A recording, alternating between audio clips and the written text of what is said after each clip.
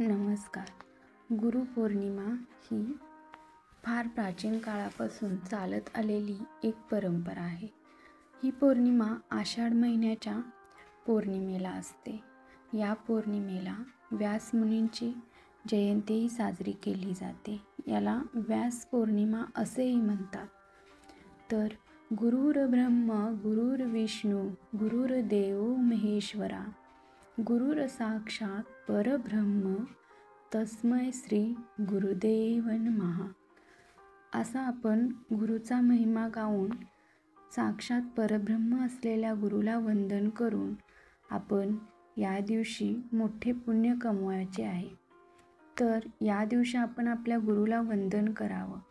या दिवशी केलेले मंत्रजाप, दान, गुरुसेवा आणि उपासना यांचे अनेक पटीने फळ देते. बृहस्पती ग्रहाची विशेष कृपा प्राप्त करण्यासाठी हा दिवस अत्यंत प्रभावी मानला जातो. आपल्या आयुष्यामध्ये गुरुचे स्थान खूपच मोलाचे आहे. त्यासाठी आपण गुरुपौर्णिमेला असे उपाय केला तरी उत्तम होईल. स्वप्नांना बघायला वास्तवाचे डोळे लागतात. स्वप्नांना जिंकायला यशाचे बळ लागते.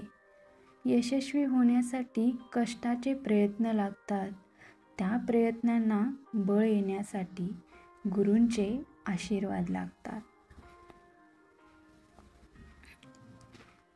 तर आपल्या आयुष्यामध्ये आपण स्वप्न बघितली तर ती पूर्ण करण्यासाठी आपल्याला मार्गदर्शन करणारे फक्त गुरुच चांगले असावे लागतात. आणि ते गुरु चांगले असेल तर आपले ध्येय शेवटपर्यंत टिकून राहते आणि तिथपर्यंत आपण पोहोचू शकतो.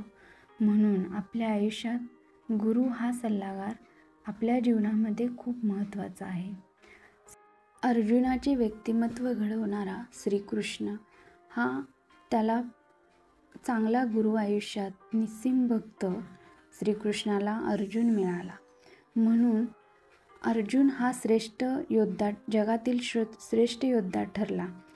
तर शिवाजी महाराजांच्या चरित्र घडवणारे, शिवाजी महाराजांना घडवणारे त्यांचे आई वडील, त्यांची आई हे त्यांच्या आयुष्यातील खूप महत्त्वाचे मोलाचे गुरु ठरले. तर या गुरुमुळे ते आज एक इतिहासात अजरामर झालेले व्यक्तिमत्व आहेत. अशाच प्रकारे जर चांगला गुरु मिळाला तरच प्रत्येकाचे आयुष्य बदलून जाते आणि जीवनाला एक नवीन चकाकी, कलाटी मिळून जाते. चांगले गुरु मिळणं हे सुद्धा आपलं भाग्यच असतं. गुरु म्हणजे ज्ञानाचा उगम आणि अखंड वाहणारा झरा आहे. गुरु म्हणजे निष्ठा आणि कर्तव्य आहे. गुरु म्हणजे निस्सीम भक्ती, श्रद्धा आहे. गुरु म्हणजे विश्वास आणि वात्सल्य आहे. गुरु म्हणजे आदर्श आणि प्रमाणतेचे मूर्तिमंत प्रतीक आहे. आजपर्यंत कळत नकळतपणे ज्ञान देणाऱ्या सर्व गुरुवर्यांना आज गुरुपौर्णिमेच्या दिवशी माझे वंदन. धन्यवाद.